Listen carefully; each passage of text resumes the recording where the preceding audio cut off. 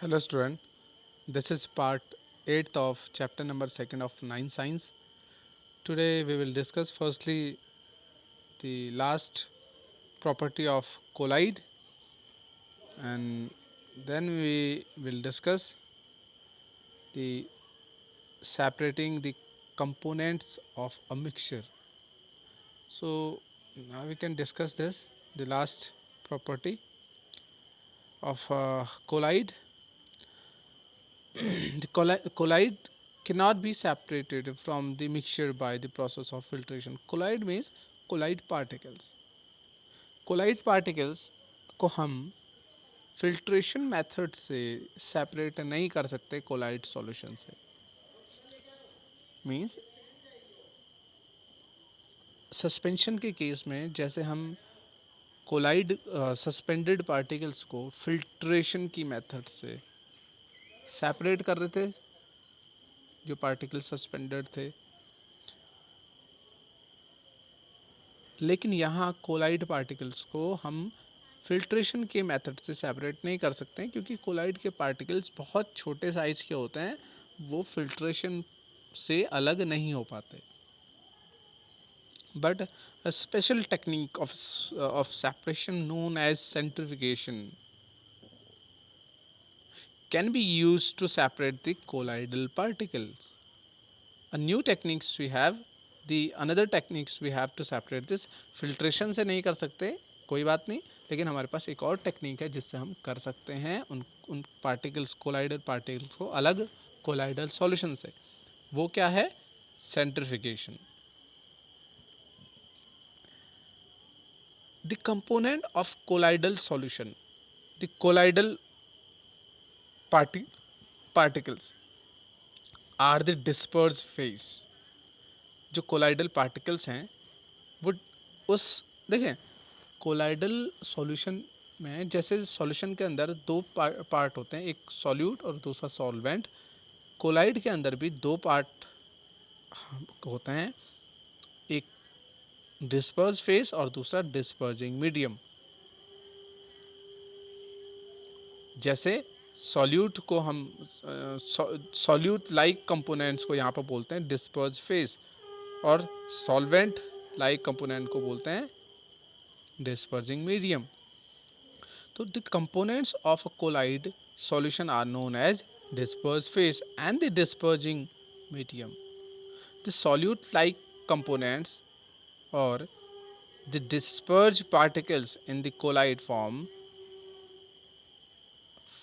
the dispersed phase.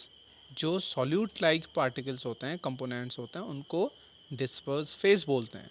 And the component in which the dispersed phase is suspended is known as the dispersing medium. अब जो ये dispersed phase means solute like particles जहाँ suspended होते हैं, जैसे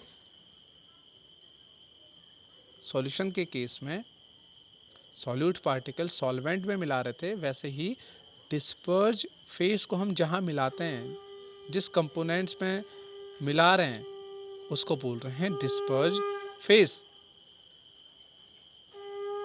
sorry dispersing medium. Disperse phase जहाँ हम मिला रहे हैं उसको बोल रहे हैं डिस्पर्जिंग मीडियम. तो colloids are classified according this state. यहाँ तक हमें समझ में आया कि डिस्पर्ज फेस को डिस्पर्जिंग मीडियम में मिलाते हैं तो वो कोलाइडल सॉल्यूशन बनता है. सॉल्यूट लाइक कंपोनेंट्स को क्या बोलते हैं? डिस्पर्ज फेस बोलते हैं. Now colloids classify according to the state. Colloids को उनके स्टेट के अकॉर्डिंगली हम क्या करते हैं? क्लासिफाई करते हैं. सॉलिड, लिक्विड, गैस स्टेट हैं of the matter of the dispersing medium and the dispersed phase. ये स्टेट है डिस्पर्जिंग मीडियम का या डिस्पर्ज फेस का. Examples we can give, you can give for this. There is a table, you can see disperse phase, dispersing medium means liquid अगर gas में मिलाते हो तो एरोसॉल बनता है, जिसके एग्जाम्पल ये हैं. These are the examples, you can study them. Hope you are understanding. now now how can we separate the component of a mixture? These are the mixtures we discussed: solution, suspension, collide. Solution is true solution is homogeneous mixture, and both collide or the suspension are the heterogeneous mixture. तो इस mixture में से इन component जिससे mixture बना है, उन component को पहले तो हमने प्योर सब्सटेंस को मिलाया तो मिक्सचर बना. अब उस प्योर सब्सटेंस को अलग कैसे करें, सेपरेट कैसे करें, टेक्निक्स हमारे पास क्या हैं? Now we have learn that most of the natural substances are not chemically pure. तो क्या है, हम पढ़ चुके हैं कि अधिकतर नेचुरल सब्सटेंस क्या नहीं है, केमिकली प्योर नहीं है, मिक्सचर हैं. जानते हैं ना आप, मिल्क आप लेते हैं तो वो क्या है, मिक्सचर है ना.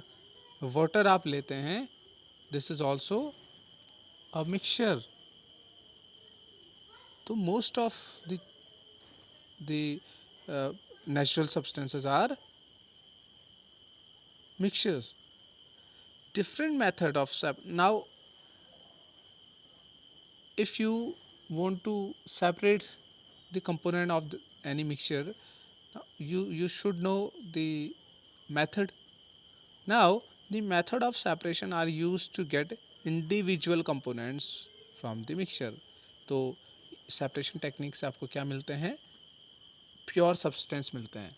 आप जो प्योर सब्सटेंस आपने मिक्सचर में डाले हैं, वो प्योर सब्सटेंस आप वापस ले सकते हैं सेपरेटिंग टेक्निक से. जैसे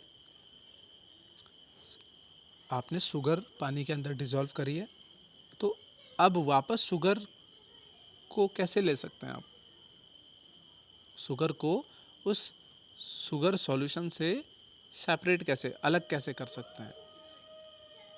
शुगर को आपको अलग करना हो तो क्या करेंगे, सिंपल सा फॉर्मूला, सिंपल सा मेथड हमारे पास है, वो है इवेपोरेशन का. आप उसको इवेपोरेट करें, जो उस सॉल्यूशन में लिक्विड पानी है वो इवेपोरेट हो जाएगा, और क्या बच जाएगा वहाँ पे, उस वेसल में सिर्फ शुगर पार्टिकल बच जाएंगे. तो आप उस शुगर पार्टिकल को अलग कर सकते हैं, मतलब अलग हो जाएंगे.